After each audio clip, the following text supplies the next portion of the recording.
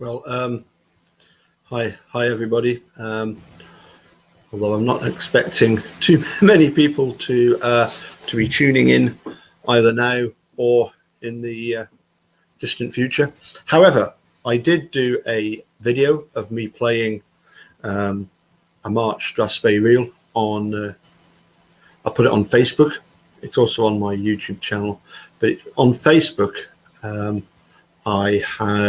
I've had literally hundreds of people have viewed it, and as a result, I've had one or two people, a couple in particular, ask questions about it. So I particularly wanted to cover this this topic,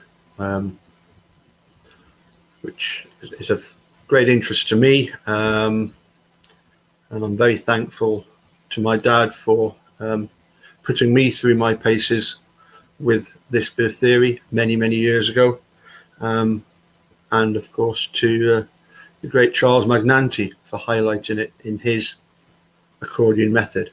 It's a bit of a long story, so let's start at the beginning, shall we? Hopefully here I will have a document that I prepared. I'm afraid it's handwritten, so it's not the greatest in the world, but hopefully it will it'll do the job.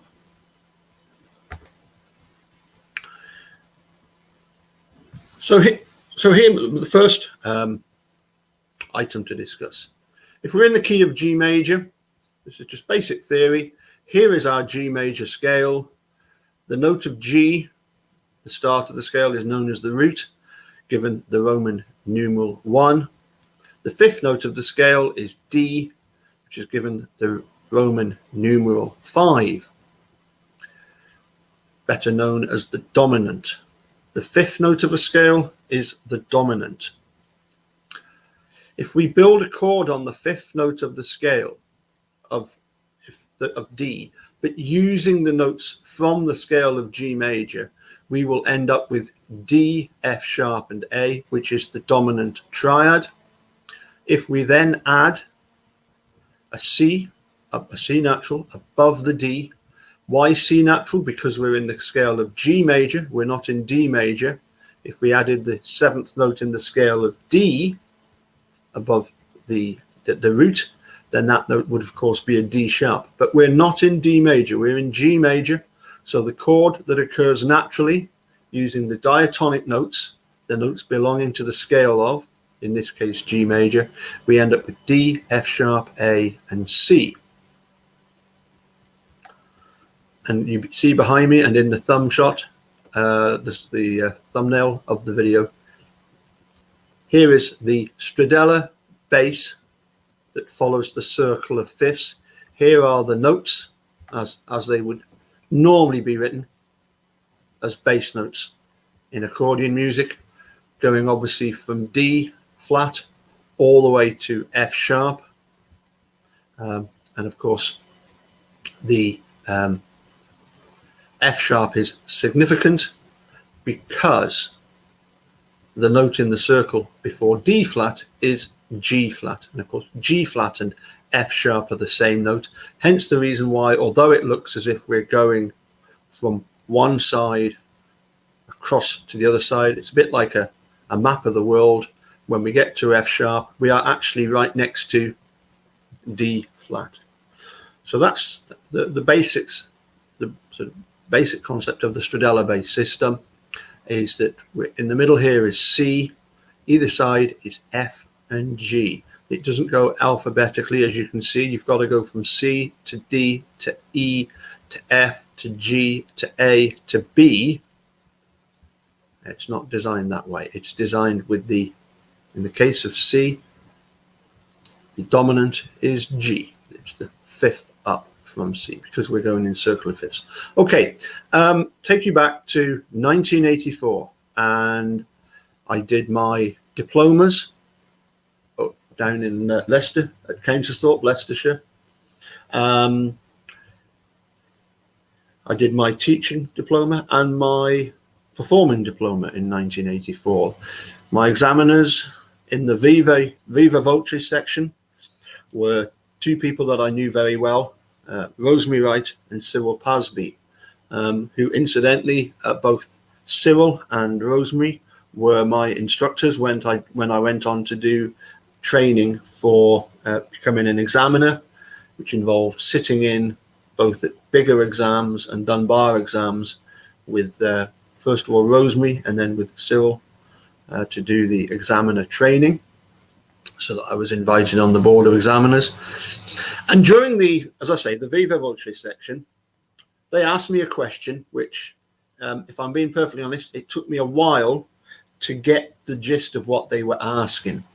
But what they were asking was what I'm just about to go through here. Now, the question was, why is the fifth of the dominant seventh chord on the left hand of the accordion omitted? In theory, the D seventh chord is D, F sharp, A, and C. And yet, in the Stradella bass system, when you play a D seventh chord on the accordion, the fifth note A is missing, and that applies to all dominant seventh chords. The fifth is missing. Why is the fifth missing? Well, from a practical point of view, I believe it's easier for the manufacturers to have the button press activate 3 notes rather than 4, but also there's huge practical advantages in omitting the fifth, and that is that whilst it still sounds like a D seventh, we can add in the right hand, we can add the flattened fifth of an A flat, or the sharpened fifth, the raised fifth of an A sharp. And so the fifth is omitted from seventh chords so that you do not get the clash of A against either A flat or A sharp when you want to alter the dominant seventh chord by lowering or raising the fifth of the chord. And that is the basic reason why the fifth is omitted, is so that you can then add altered fifths. And eventually, as I say, I got to the answer that they were looking for, and they seemed very pleased that I had, because it was something that I was well aware of and had studied and realized the potential for it. Now, of course, interesting to note, of course, that the interval of D to A flat, when we have the lowered fifth, is now 6 semitones, not 7, as it would be D to A natural. D to A flat is only 6 semitones, and a word that you'll commonly come across is tritone, meaning 3 complete tones. A tone is 2 semitones. If you've got 3 tones, 3 twos are 6. So D to A flat is 6 semitones, or 3 full tones, hence the word tritone. Now here is the scale of D flat major. D flat major, of course, has 5 flats, and the dominant of a D flat major is A flat. There's the fifth note of the D flat major scale is an A flat, and of course A flat is the note that was altered in the construction of a D seventh with the lowered fifth. So a D seventh with a lowered fifth has an A flat. A flat is also the dominant of a D flat major scale, and so therefore when we build an A flat seventh chord, our chord notes are A flat, C, and E flat. That's the triad. And then we add the seventh. Of course, it's a G flat because we're in the scale of D flat major. So it's not a G natural, it's a G flat. And so that chord is A flat seventh. And if we alter and lower the fifth of the A flat seventh, the fifth of an A flat chord is this E flat. If we lower it, and of course, the E flat lowered becomes an E double flat. The enharmonic, the better name for an E double flat, of course, is D. And of course, the more common name for the G flat here is F sharp, is the enharmonic. So our A flat seventh with a flattened fifth is from the bottom up, A flat, C, D, E flat becomes D, and G flat is C sharp. And of course, those four notes, A flat, C, D, F sharp, are exactly the same notes as we have in the chord of D seventh with a flattened fifth. The reason being, basically, an octave is 12 semitone steps. A tritone is exactly halfway. It works with quite a few substitutions whereby we can substitute one chord for another because their notes are the same. So an A flat seventh with a flattened fifth and a D seventh with a flattened fifth are the same combination of notes, the difference being what is the root note. So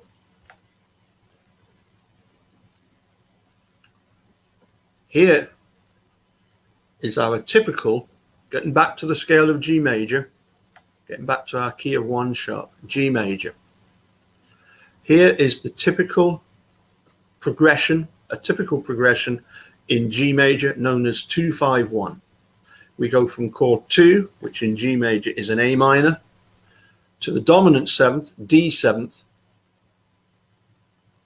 and that gives us our 2, 5, and G major to finish on. So that's a 2-5-1 progression. If we use the tritone substitution, then we can swap the D seventh for an A flat seventh if we utilize the seventh with the flattened fifth. Why would we do that? Because it sounds very jazzy. Sounds very nice indeed. I remember quite a few years back, in fact, having a conversation with none other than Tom Orr at Bigger Accordion and Fiddle Club, and he realized the same great effect of substituting. Instead of doing, for example, an E seventh dominant seventh chord with an E bass, do an E seventh chord, but substitute the bass note for the counter bass of F sharp, which is your A sharp, better known as a B flat, and you'll create a B flat seventh with a flattened fifth. So here we have 2-1, but instead of going 2-5-1, going from A minor to A flat seventh with a flattened fifth and back to G major. And as far as the left hand is concerned, the chords that we're playing are the same chords. We'll still be playing A with A minor. We'll still be playing a D seventh chord and a G chord. But in order to get this tritone substitute of the A flat seventh with a flattened fifth, we'll simply, if we're in the key of G major, we'll simply go from A minor with an A bass to D seventh, but not with a D bass, but with the counter bass of E, which is the G sharp, and then progress down to G. Now, let's stop that. Let's go back to this. My plan is, having done part 1 of the theory, I've got another couple of slides that I would like to share with you, and then we'll look at the practical side of this theory and actually make some sounds, see what it sounds like. So anyway, hope that was informative. As I do apologize, it is pretty advanced left hand technique, but very interesting. That, as I say, I remember 36 years ago having that question put to me: why is the dominant seventh in the Stradella bass system, why is the fifth omitted, It is so that we can substitute the counterbass of the chord 2 buttons up, and we can create this really nice tritone substitution, so that when, instead of going 2-5-1, 2-5-7-1 should I say, we can go 2 flattened 2-7 to 1. Anyway, as I say, we'll do part 2 probably tomorrow, and then I'll do a video in which I demonstrate some of that technique, and as I say, referencing the excellent book by Charles Magnanti. Anyway, that's all I've got time for today. We'll catch you later with part 2. Bye for now.